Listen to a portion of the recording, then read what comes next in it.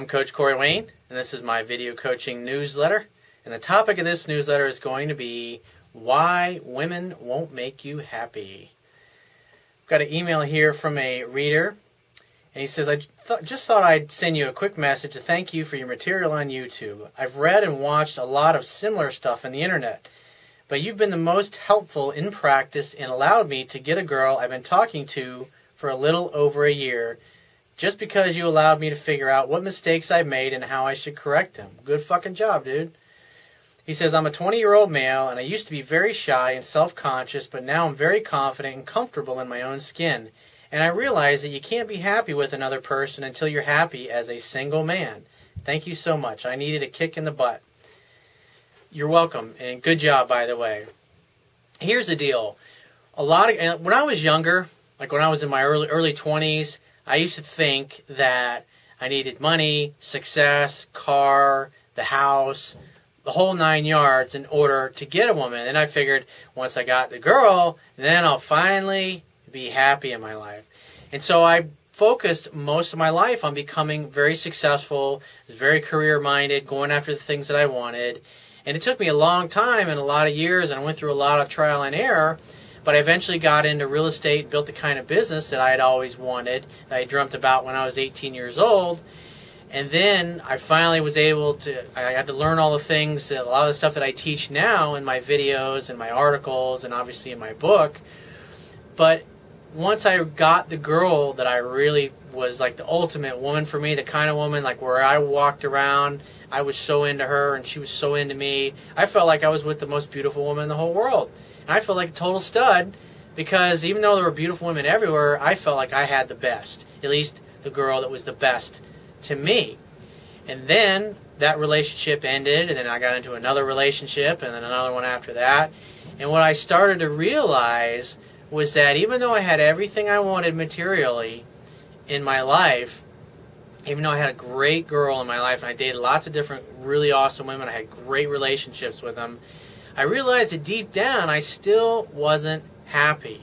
And when you fall in love and you meet a woman who falls in love with you and the relationship is effortless, things are going to be great for a period of time, but once the infatuation wears off, if you were unhappy before you got into the relationship, you're still going to be unhappy. And when I look back, I mean, I've got a lot of my high school buddies that I keep in contact with, and the thing that's sad for me at this point in my life is that I'm 42 years old, and when I hang out with a lot of my old buddies, my friends that I grew up with, a lot of them are very successful, they're very wealthy, and they've got a lot of them have great relationships, but deep down they're just not happy and fulfilled. Maybe the relationship is ultimately what they really didn't want, or they're working in a career that they don't really like, and that's like a lot of people when they're young, and you'll see this in musicians as well. It's like when they're young and they're hungry and they're trying to make it, and they think, hey, sex, drugs, and rock and roll, and I just want to be a successful musician because once I become a successful musician, then I'll have all the chicks that I want, and then I'll really be happy. And then you see what happens, like these musicians, they get to like their early 30s and have all kinds of drug problems. They date supermodels, they date amazing women, and then some of them spiral out of control and end up ODing on drugs or whatever. And I was watching a VH1 Behind the Music on one of the bands that was really big when I was growing up, which was Def Leppard. And one of the guitarists of the band, I remember one of the guys that was talking about him, he said he was the unhappiest millionaire that I've ever met. And I have a lot of friends that are very wealthy and they're very successful, but they're miserable. They don't take good care of their bodies, they're not in good shape, or they may have a great relationship, but their business sucks, or their business is great, but their relationships suck. And it's like as people start to get older, it's like especially they get into their 30s, it's like they get in this conveyor belt and they become the person, and that's like all they're ever going to become the rest of their lives. They're never going to step outside their comfort zone. They make a lot of money and they never aren't really fulfilled in their job or their career.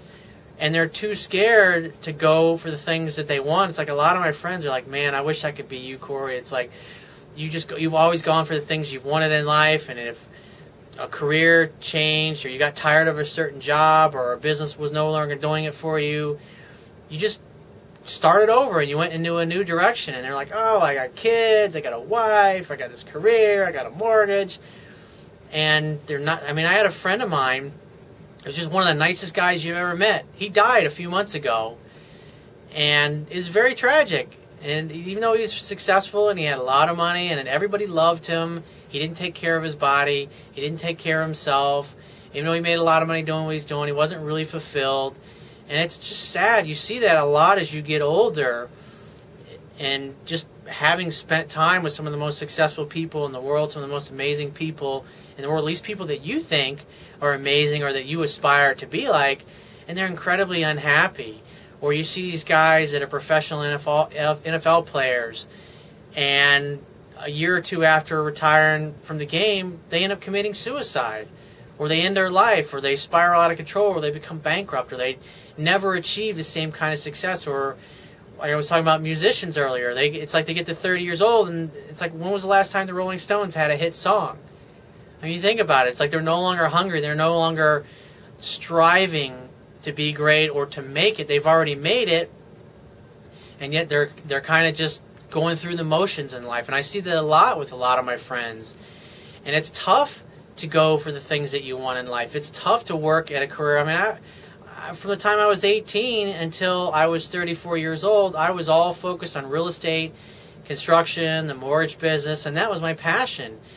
And what I realized was that I got to a point in 2004, early 2005, where I realized that I just didn't have the same internal enthusiasm that I once had for that business. And there were some things happening in the market where I realized that I needed to completely change my business model and move in a new direction because of the way properties had appreciated, and we were still getting the same kind of clients that were calling off of our advertising, but they were literally priced out of the market. And so we were still getting leads, but we couldn't find them houses anymore. And when I really took a long, hard look at the business and was faced with downsizing and changing my business model to meet the market conditions, I realized that I didn't have the same internal enthusiasm that I once had for that business. And I remember talking to my bookkeeper, Sandy, and I was talking to her, and I told her, I was like, I realized my heart's not in anymore. And she says, yeah. I mean, she totally knew. And it's like, I said, when did you realize? She says, about a year and a half ago.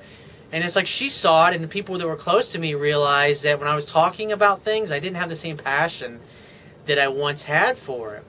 And internally, I was going through a lot of changes. And I had always, when I look back at my life, I always was kind of becoming a coach and mentoring people. And at the time when I had my real estate mortgage business and construction business, I was always mentoring people to help them become very successful in sales, successful at selling mortgages, or successful at real estate or renovating homes, whatever it happened to be. I loved mentoring people. And so when I took a long, hard look at my life and where it was going, I realized that I just wasn't into it anymore.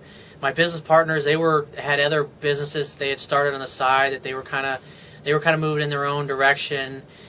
And I just realized that I really wasn't jazzed and excited. So I asked myself this question. I said, if I had to start all over, what would I do? And the first thing that popped in my mind was mentoring and coaching and helping people. And at that point, I decided it was time to get out of the business. And so I liquidated everything. I sold all my houses, my cars, got rid of my boats, sold my jet skis. And I just liquidated everything because I knew, that income was going away. And I was amazed looking back on it. If I'd have stayed in the business another 12 months like most of the guys that used to work for me, I would have lost everything. All that equity that I had worked so hard to grow, I would have lost it all because I would have stayed in the market when the things started going down. I sold both my houses within, my last house I sold within 3 months of the top in the residential real estate market. And then a year later, we sold our office building. And that was about 6 months before the commercial real estate market started to crash. And I got top dollar for all of my property, like the office building I have with my partners. Even now, you look at the city where we had it, it's still the highest cost per square foot of any real estate that was sold, commercial property, in the area of Winter Park.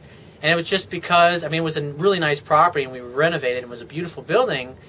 But if we'd have waited 6 months or a year, I would have lost my ass in that property. And all the equity that we had, we would have walked away with basically next to nothing.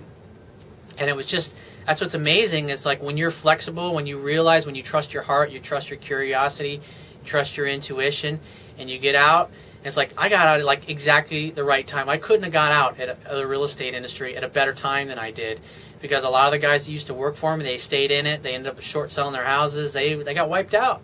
I had a friend who had $500 million in real estate, and right now he's on food stamps and he's on welfare, and he's trying to put together a real estate deal, and he's had a hell of a time these past 6-7 years. I mean, he's bankrupt. He has nothing at this point, and I thank God that I got out when I did, and I'm not him. I didn't have to go through the things that he went through. And you got to learn to trust your heart, and you got to learn to trust your curiosity and your intuition. And if you're in a career that's kind of sucking and it's not really doing it for you anymore, you need to look to change jobs or change a career and to go for something that's emotionally compelling.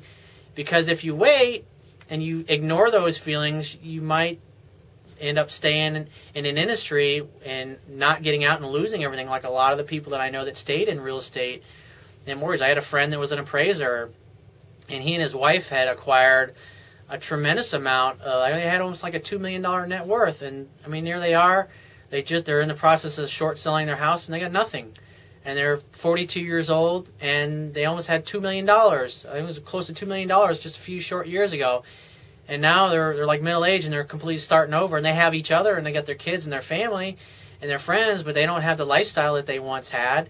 And if they would have liquidated and gotten out when they did, they'd have all that money in the bank now, and they'd been sitting pretty. Something to think about. So if you have a question you want to ask me, or there's a topic you want me to cover in a future video newsletter, go to my website, click the Contact Me tab, which is going to be on the left-hand side of your screen. Send me 1 to 2 paragraphs max detailing your questions, your situation, your challenges. And you just got to give me several days to get back to you with a response, because I get a lot of email from the internet, and I also get a lot of it from my paying phone coaching customers. But be patient, and I will get back to you. And if you want to talk to me right away, the quickest way to get my help is to book a paid phone coaching session. And you can do that by going to my website, click the Products tab, which is going to be at the top of your screen, and just follow the instructions. If you want to get a digital version of my Kindle ebook, go to my website, and underneath the email sign-up box is a box that has a link that will take you to the Amazon Kindle download page for my book. Once you get to the download page, on the right-hand side there's a button that will open up a window where you can download a free e-reader app for your Android device, your iPhone, iPad, Mac, PC, whatever device you want to read it on. Just download the app for it. It takes a matter of seconds. And then after that, it only takes a few more seconds to complete the purchase of my book, and you'll be reading it in no time. And I will talk to you soon.